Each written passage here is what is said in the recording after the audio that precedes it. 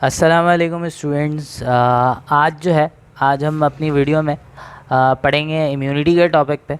आज के लेक्चर में हम इम्यूनिटी पढ़ेंगे, स्टार्ट करेंगे। वैसे तो ये बहुत बड़ा टॉपिक है और इसके लिए जितना टाइम निकाला जाए उतना कम है, क्योंकि बहुत सारी बातें हैं इसमें करने वाली। लेकिन हम यहाँ पर लिमिटेड रहेंगे। यहाँ पर हम आ, जितनी चीज़ें हैं कोर्स के हिसाब से हम उतनी चीज़ों को यहाँ पर डिस्कस करेंगे। अच्छा जी, सबसे पहली बात तो इम्यूनिटी का मतलब क्या होता है, इम्यूनिटी है क्या। देखें जी, जो इम्यून का टर्म है ना, इम्यून जो टर्म है immune, the term immune is drive from, immune का जो वर्ड है ये एक लैटिन वर्ड है और ये लैटिन वर्ड इम्यूनिस से निकला है, जिसका मतलब होता है safe.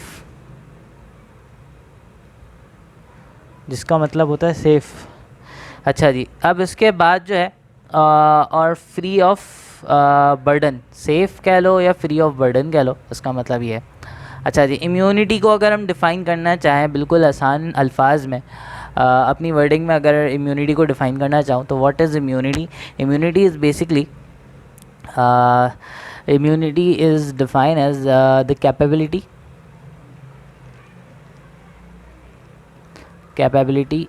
of our body to fight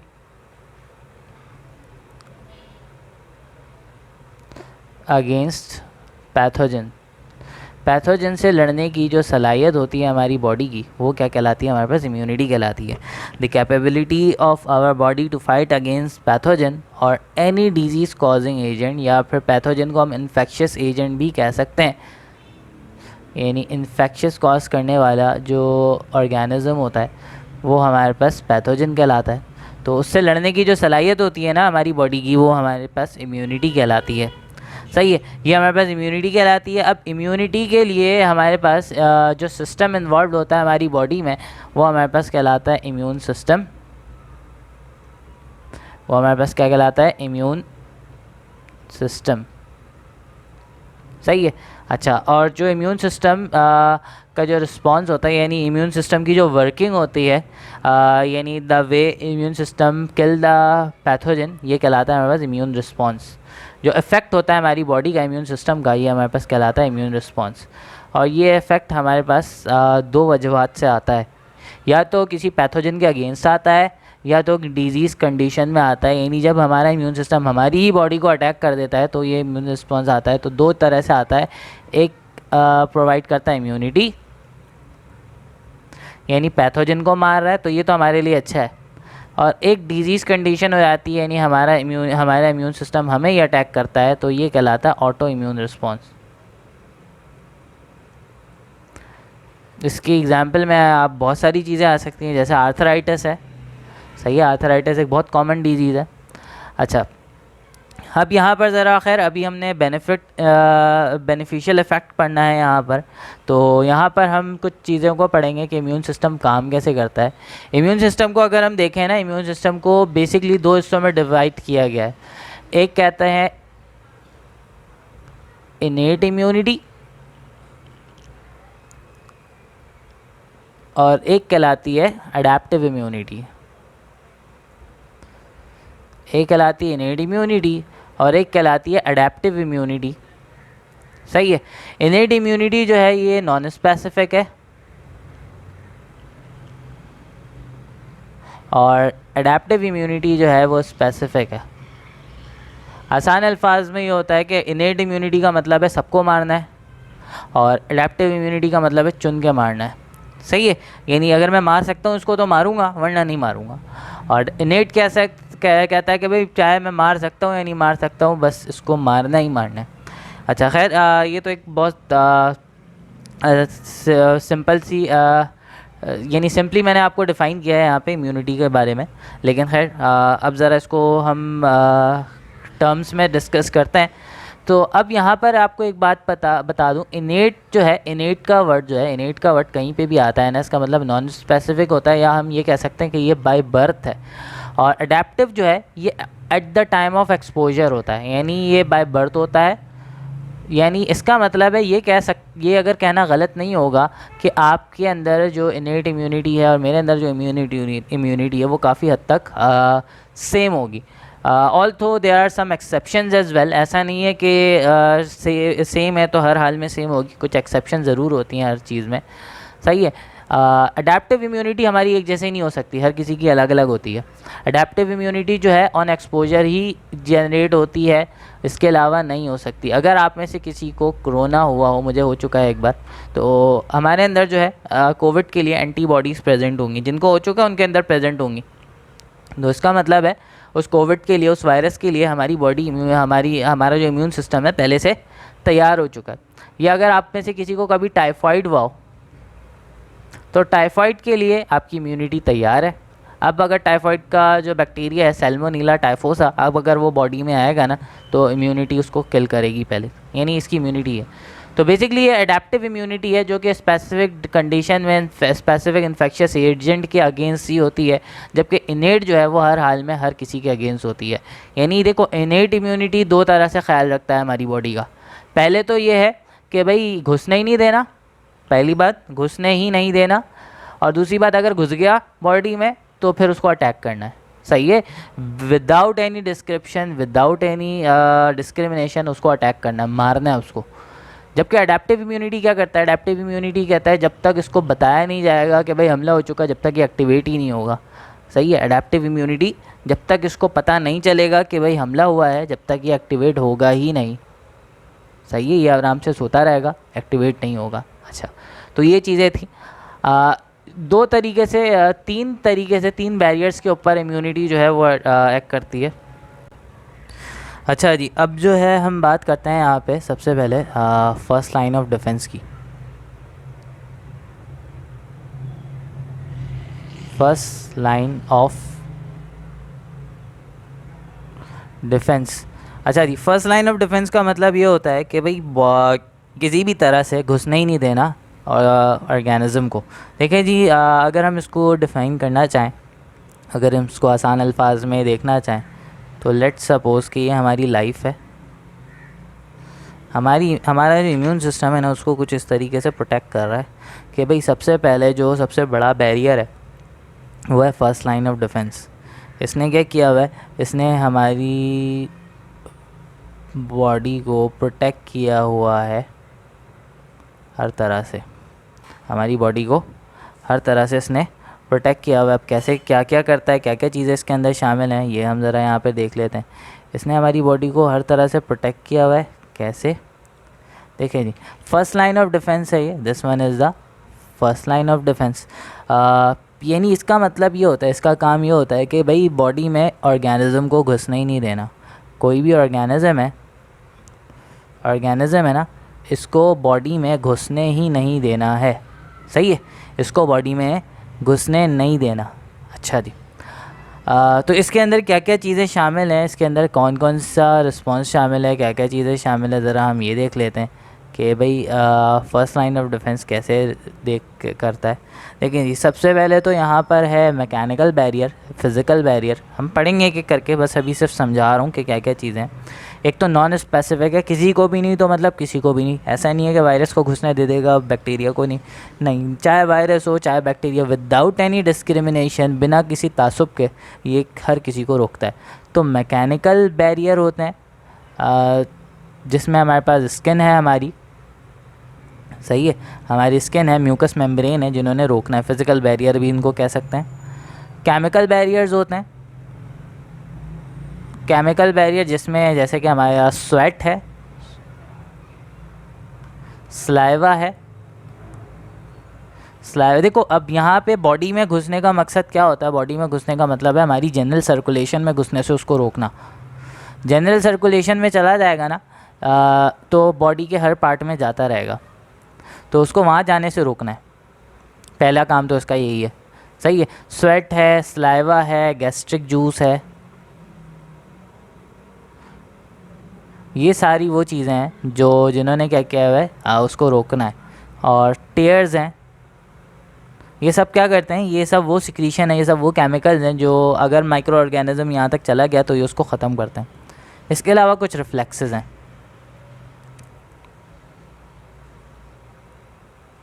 इसके अलावा कुछ रिफ्लेक्सेस हैं।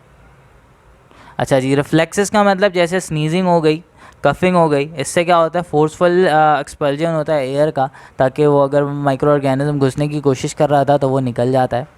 आई ब्लिंकिंग हो गई, कोई डस्ट पार्टिकल चला गया, कोई चीज़ चली गई, आई ब्लिंकिंग होती है, टेयर्स प्रोडक्शन होती है, जिसकी वजह से वो माइक्रो ऑर्गेनिज्म है टेयर में मौजूद लाइसोजाइम वो उसको किल कर देगा, और टेयर्स जब बाहर आएंगे तो उससे वो डस्ट पार्टिकल, वो माइक्रो ऑर्गेनिज्म भी आंखों से निकल आएगा। तो ये हमारे पास फर्स्ट लाइन ऑफ डिफेंस है, इसको हम पढ़ेंगे एक एक करके अभी। इसके बाद जो है, अब अगर first line of defence fail हो गई, किसी भी तरह से कुछ भी करके वो माइक्रो ऑर्गेनिज्म अंदर घुस गया, बॉडी के अंदर घुस गया, तो सबसे पहले जो है, जो है थर्ड लाइन को तो बाद में होश आता है, सबसे पहले जो निकलता है ना हमें बचाने के लिए, वो है हमारा second line of defence. Second line of defence जो है हर हाल में हमें बचाएगा। सही है, सच्चा दोस्त होता है हमारा ये। सही है। अब इसके अंदर क्या क्या चीज़ें शामिल हो जाती हैं, इसके अंदर हमारे पास फैगोसाइटोसिस आ जाता है, फैगोसाइट्स आ जाते हैं। सही है। इसके अलावा एंटी माइक्रोबियल प्रोटीन्स आ जाते हैं, एंटी माइक्रोबियल प्रोटीन्स आ जाते हैं। मेरी राइटिंग को ज़रा माइंड नहीं करना, भी मैं सिर्फ आपको समझा रहा हूँ, एक एक करके सही से बताऊँगा। इन्फ्लेमेटरी रिस्पॉन्सेज आ जाते हैं, जिसके अंदर फीवर है, इन्फ्लेमेशन है। सही है, फीवर है, इन्फ्लेमेशन है, ये सारी चीज़ें हम पढ़ेंगे आगे। इसके अलावा कुछ एनके सेल्स हैं, एनके सेल्स हमारी बॉडी के ही सेल्स को ख़त्म करते हैं। सही है। तो ये चीज़ें हैं जो कि सेकंड लाइन ऑफ डिफेंस में एक्ट कर रही हैं, ये करती ही रहेंगी एक्ट जब तक वो माइक्रो ऑर्गेनिज्म मर नहीं जाता, ख़त्म नहीं हो जाता। अच्छा, अब इसके बाद यही सेकंड लाइन ऑफ डिफेंस जो है ये सिग्नल भेजेगा, जब इसके कंट्रोल से बाहर निकल जाएगा ना तो ये सिग्नल भेजेगा थर्ड लाइन को भी कि भाई एक्टिवेट हो जाओ, हमला हो चुका है। तो थर्ड लाइन को एक्टिवेट होने में थोड़ा सा टाइम लगता है, लेकिन ये बहुत सॉलिड रिस्पॉन्स होता है। दो तरह से ये रिस्पॉन्स करता है। कौन कौन से रिस्पॉन्सेज होते हैं? अच्छा जी, अब हम आते हैं थर्ड लाइन ऑफ डिफेंस के ऊपर। थर्ड लाइन ऑफ डिफेंस जो है बहुत सॉलिड रिस्पॉन्स होता है। सॉलिड रिस्पॉन्स है किस तरह का? अब इसके अंदर क्या क्या चीज़ें शामिल हैं, यहाँ पर है हमारे पास सेल मीडिएटेड रिस्पॉन्स और ह्यूमोरल रिस्पॉन्स। ये मैं तभी बताऊंगा कि कैसे काम करता है, क्या करता है। अभी नहीं बता रहा, क्योंकि फर्दर अगर बताया तो वीडियो और ज़्यादा लंबी हो जाएगी। अगर ये भी फेल हो गया तो फिर लाइफ थ्रेट में आ जाएगी, फिर या तो आर्टिफिशियल इम्यूनिटी की तरफ जाना पड़ेगा या तो लाइफ से हाथ धोना पड़ेगा। अच्छा जी, तो खैर ये हमारे पास इम्यून सिस्टम है, जिस तरह से ये हमारे पास वर्क कर रहा होता है। अच्छा, अब सबसे पहले हम आते हैं फर्स्ट लाइन ऑफ डिफेंस के ऊपर। फर्स्ट लाइन ऑफ डिफेंस के ऊपर आते हैं हम। फर्स्ट लाइन ऑफ डिफेंस में हम कुछ चीज़ें पढ़ेंगे। देखें जी, फर्स्ट लाइन ऑफ डिफेंस के अंदर दो चीज़ें यहाँ पर होती हैं। फर्स्ट लाइन ऑफ डिफेंस के अंदर दो चीज़ें होंगी। फर्स्ट लाइन के अंदर हमारे पास दो चीज़ें मिलेंगी। एक हमारे पास मैकेनिकल बैरियर मिलेगा, जैसे मैंने आपको बताया मैकेनिकल बैरियर होगा, और इसके अलावा फिर हमारे पास केमिकल बैरियर होगा,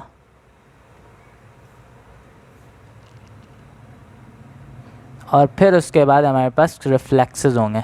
तो रिफ्लेक्सेस तो अभी यहाँ पर मैं नहीं पढ़ाऊँगा, आपको पता है स्नीजिंग है,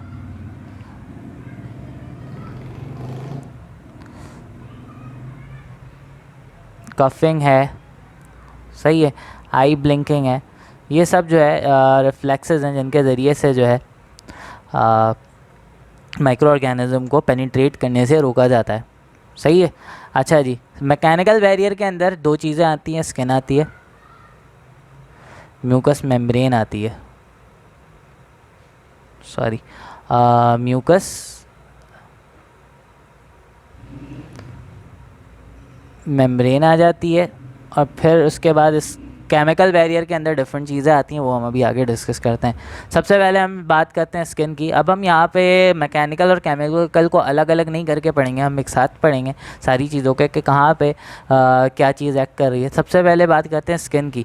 स्किन जो है एक इंटैक्ट बैरियर है। Skin is made up of, skin की जो है हमारे पास 3 लेयर्स होती हैं। सही है, 3 लेयर्स होती हैं। एपिडर्मिस, फिर आती है थिक डर्मिस, और फिर आता है हाइपोडर्मिस। सही है, हाइपोडर्मिस को सबक्यूटेनियस लेयर भी कहते हैं।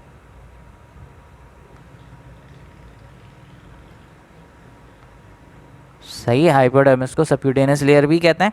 और हमारे पास डर्मिस की 7 अलग लेयर्स और हैं, डर्मिस की 5 लेयर्स और हैं, लेकिन अभी हम उसको यहाँ पर डिस्कस नहीं करेंगे क्योंकि हम स्किन को सिर्फ अभी डिफेंस के पॉइंट ऑफ व्यू से पढ़ेंगे।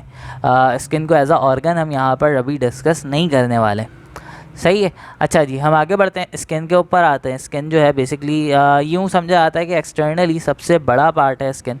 सही है, एक्सटर्नली सबसे बड़ा ऑर्गन है हमारी बॉडी का स्किन, जो कि अराउंड जो है 2 स्क्वायर मीटर स्क्वायर का एरिया इसका टोटल होता है। अब थोड़ी बहुत वेरिएशन हर किसी के अंदर होती है। जो सुपरफिशियल लेयर है हमारे पास एपिडर्मिस है। Epidermis is the superficial layer.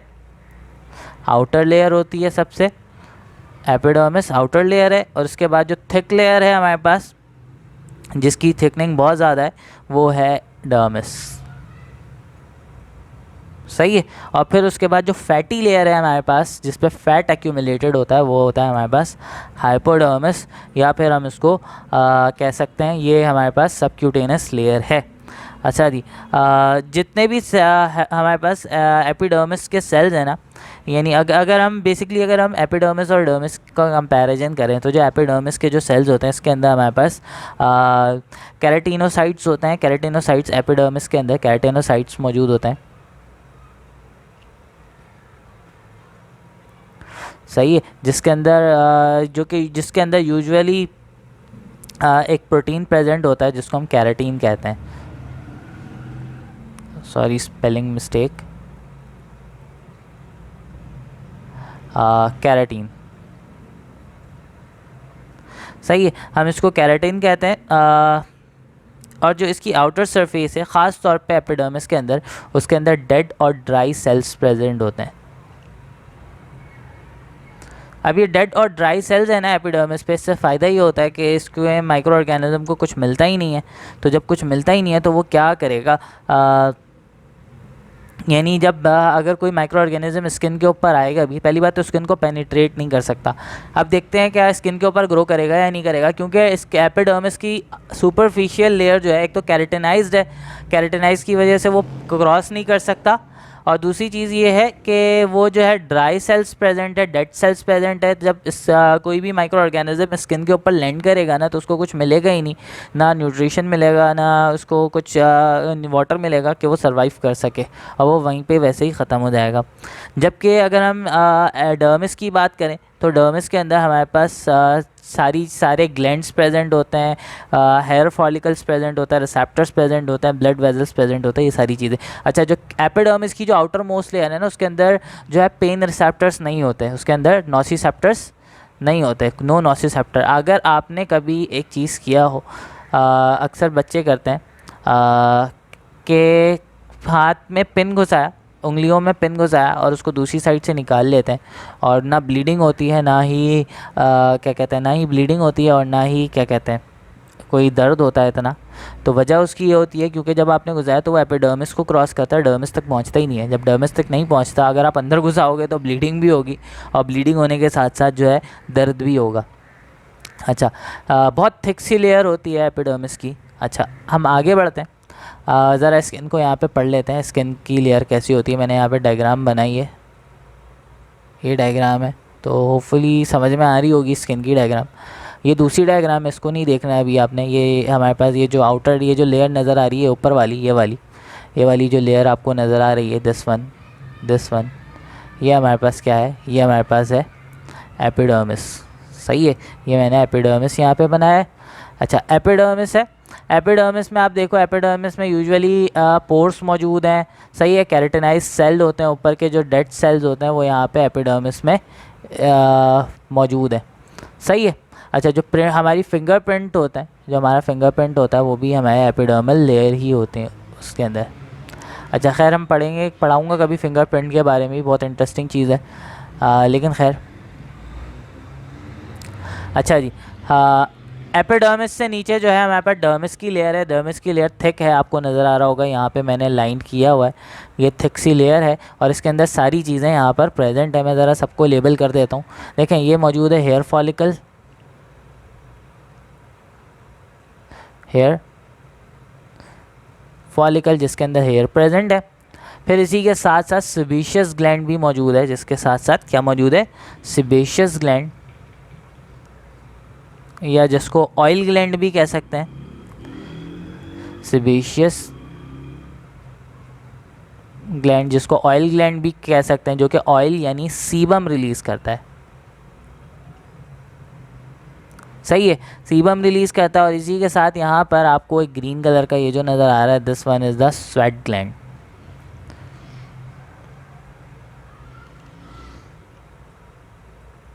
सही है, this one is the sweat. अच्छा, कुछ स्वेट ग्लैंड जो है ना हाइपोडर्मिस तक भी होता है, हाइपोडर्मिस में भी मौजूद होता है, लेकिन खैर मैंने यहाँ पे बना के दिखाया नहीं है। यहाँ पर एक आ रहा है डक्ट, ये डक्ट सीधा स्किन की एपिडर्मिस तक आ रहा होता है और यहाँ पर पोर्स मौजूद होते हैं जिसको हम स्वेट पोर्स कहते हैं, जिनको हम स्वेट पोर्स कहते हैं। स्वेट पोर्स के ज़रिए से वो ओपन होता है। अच्छा, यहाँ से हेयर्स बाहर आ रहे हैं। अच्छा, ये हमारे पास और इसके साथ साथ आपको यहाँ पे ब्लड की सप्लाई दिख रही है, ब्लड वेजल्स दिख रहे हैं, आर्टरीज एंड वेन दिख रहा है। अच्छा जी, ये हमारे पास स्किन स्ट्रक्चरली प्रेजेंट है। अब ये बहुत मैंने थोड़ी सी डिटेल डिस्कस की है स्किन के बारे में, बहुत ज़्यादा चीज़ें होती हैं, लेकिन हम यहाँ पे सिर्फ डिफेंस मैकेनिज़्म को डिस्कस करेंगे।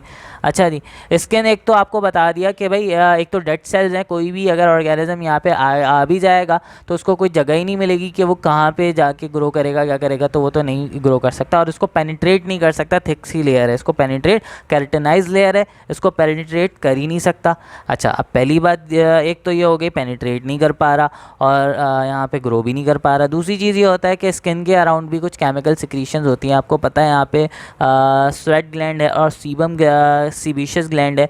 जो सिक्रीशन है ना इनके अंदर नेचुरल एंटीबायोटिक प्रेजेंट होता है, नेचुरल एंटीबायोटिक प्रेजेंट होता है। जैसे कि बहुत सारी चीज़ें होती हैं, जैसे कि हमारे पास है लैक्टिक एसिड। सही है, इनके अंदर प्रेजेंट होता है लैक्टिक एसिड जो कि बैक्टीरिया को किल कर देता है। सही है, लैक्टिक एसिड प्रेजेंट होता है जो कि बैक्टीरिया और फंजाई की ग्रोथ को इनहिबिट करता है। सही है, बैक्टीरिया और फंजाई की ग्रोथ को इनहिबिट करता है, यानी उसको ग्रो नहीं करने देगा। तो ये हमारे पास है तो फर्स्ट लाइन और डिफेंस, लेकिन ये केमिकल बैरियर के अंदर आ गया। अच्छा, क्योंकि लैक्टिक एसिड है तो इसकी वजह से पीएच वेरिएशन भी आती है और पीएच वेरिएशन जब भी आएगी तो फिर यहाँ पे वायरस भी सर्वाइव करने के काबिल नहीं रहेगा।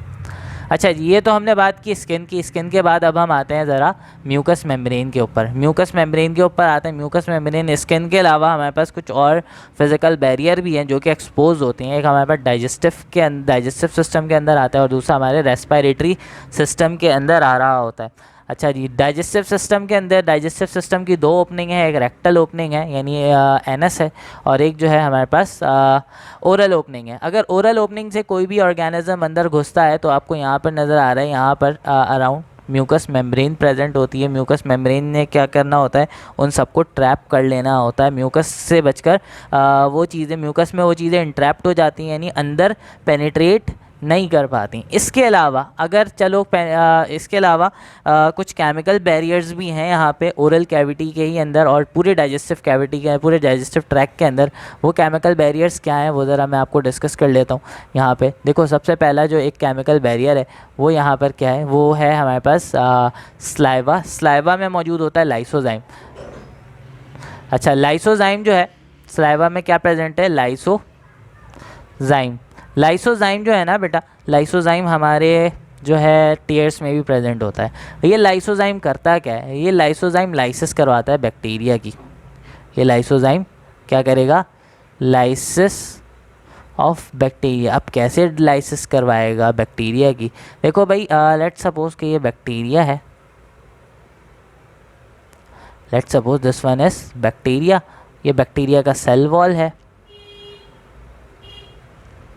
सही है, ये बैक्टीरिया का सेल वॉल है। अच्छा, अब आपको पता है एक चीज़, आपको एक बात पता है कि भाई सेल वॉल सेल की प्रोटेक्शन करता है। सेल वॉल जो है क्या करता है, सेल की प्रोटेक्शन करता है। अच्छा, इसके अंदर पूरा बैक्टीरिया है, सेल वॉल कर रहा है सेल की प्रोटेक्शन। अच्छा, अब प्रोटेक्शन के बावजूद ये लाइसोजाइम करेगा क्या? लाइसोजाइम करेगा बेटा ये एक चीज़ ज़रा मैं आपको समझाता हूँ कि अगर हम किसी हाइपोटोनिक सॉल्यूशन के अंदर, आपको पता है जो स्लाइवा है ना, हमारे पास स्लाइवा के अंदर 90% वाटर होता है, यानी स्लाइवा अगर सेल से कंपेयर किया जाए तो स्लाइवा जो है हाइपोटोनिक। अगर किसी हाइपोटोनिक सॉल्यूशन के अंदर जो है हम क्या करें, अगर हम हाइपोटोनिक सॉल्यूशन के अंदर हम एक काम करें कि हाइपोटोनिक सॉल्यूशन के अंदर एनिमल सेल डाल दें, अगर एनिमल सेल हाइपोटोनिक सॉल्यूशन के अंदर डाला जाएगा तो क्या होगा, ऑब्वियसली वो सेल जो है ब्रस्ट हो जाएगा, वो सेल क्या हो जाएगा, ब्रस्ट हो जाएगा। एक हाइपोटोनिक सॉल्यूशन बनाया और उसके अंदर सेल डाल दिया। अच्छा, लेकिन अगर प्लांट सेल, बैक्टीरिया सेल या फंजाई सेल डालेंगे ना तो वो ब्रस्ट नहीं होगा। क्यों ब्रस्ट नहीं होगा? Because of present of cell wall. Cell wall की प्रेजेंस की वजह से, सेल वॉल की मौजूदगी की वजह से वो ब्रस्ट नहीं होंगे। अच्छा, अब क्या होगा अगर ये सेल वॉल ही ख़त्म कर दिया जाए? लाइसोजाइम क्या करता है? लाइसोजाइम इस सेल वॉल की डाइजेशन करवाता है। लाइसोजाइम क्या करता है? सेल वॉल की डाइजेशन करवाता है। डाइजेशन होगी सेल वॉल की, जिसकी वजह से सेल वॉल की डाइजेशन होगी, सेल वॉल को ख़त्म करेगा, जिसकी वजह से स्लाइवा का जो वाटर है वो बैक्टीरिया के सेल के अंदर घुसना शुरू हो जाता है। जो वाटर है वो बैक्टीरिया के सेल के अंदर घुसना शुरू हो जाएगा। अब क्या होगा, सेल वॉल तो है नहीं इसको प्रोटेक्ट करने के लिए, वाटर अंदर आएगा, एंडोस्मोसिस होगी और बैक्टीरिया का सेल हो जाएगा ब्रस्ट, फट जाएगा। तो इस तरीके से जो है ना ये स्लाइवा जो है एक्शन परफॉर्म करता है, ये स्लाइवा जो है फंक्शन परफॉर्म करता है। इसके अलावा अगर हम बात करें, अगर चलो किसी तरह से वो स्टमक में चला गया, स्टमक में मौजूद होता है, स्टमक में मौजूद है ऑक्जेंटिक सेल, सही है, स्टमक में मौजूद है ऑक्जेंटिक सेल्स। ये ऑक्जेंटिक सेल्स क्या करते हैं? ऑक्जेंटिक सेल जो है HCl रिलीज़ करते हैं। ये क्या रिलीज़ करते हैं? HCl, hydrochloric acid. ये HCl क्या करता है? बैक्टीरिया को, फंजाई को, इन सबको डिस्ट्रॉय कर देता है और इवन वायरस को भी नहीं छोड़ता, क्योंकि वायरस जो है pH वेरिएशन को बर्दाश्त नहीं कर पाता, तो ये जो है पैथोजन को ख़त्म कर देता है इस तरीके से। तो ये केमिकल बैरियर्स हैं कुछ हमारे ओरल कैविटी के अंदर, लेकिन अगर नेज़ल कैविटी से भी तो कोई बैक्टीरिया अंदर आ सकता है ना। अगर नेज़ल कैविटी से आता है तो नेज़ल कैविटी से आने के बाद क्या चीज़ होती है, यहाँ पे मैंने एक और डायग्राम बनाई है। अब इस डायग्राम को ज़रा आप देखो। अगर नेज़ल कैविटी की बात की जाए तो जो नेज़ल कैविटी की बात की जाएगी ना, ये देखो, ये यहाँ पे मैंने दिखाया है, ये नेज़ल कैविटी है। ये नेज़ल कैविटी का जो ये वाला जो पार्ट होता है, पहली बात तो नेज़ल कैविटी के अराउंड मैंने यहाँ पे इसकी लेयर दिखाई है, यानी ये वाली जो लेयर है, यानी कोई सी ये वाली जो लेयर है दिखाया है मैंने उसको यहाँ पे कि किस तरह की लेयर यहाँ पे प्रेजेंट होती है जो कि नेज़ल कैविटी को प्रोटेक्ट करती है। देखिए यहाँ पर मौजूद होता है सीलिएटेड कॉलुमिनर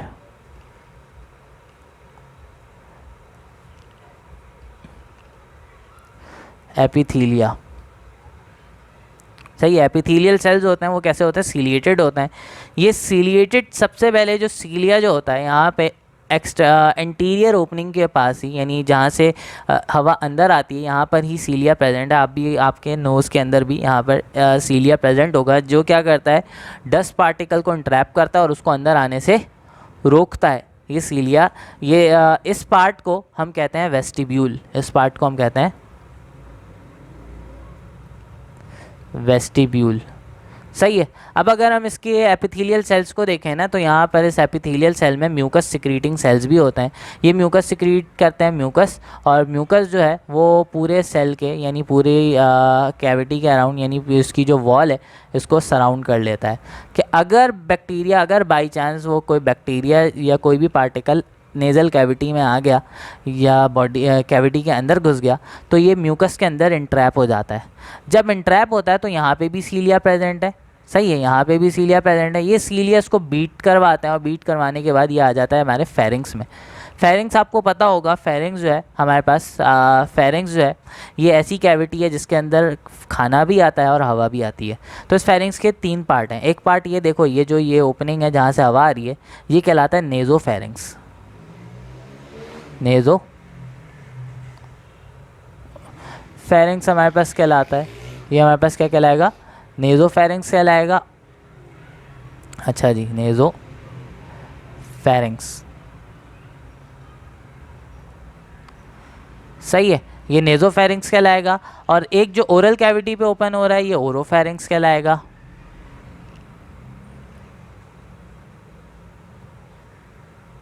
और एक जो है जो सीधा ट्रैकिया पे जा रहा है यानी लैरिंग्स में जा रहा है, ये लैरिंजियोफेरिंक्स कहलाएगा।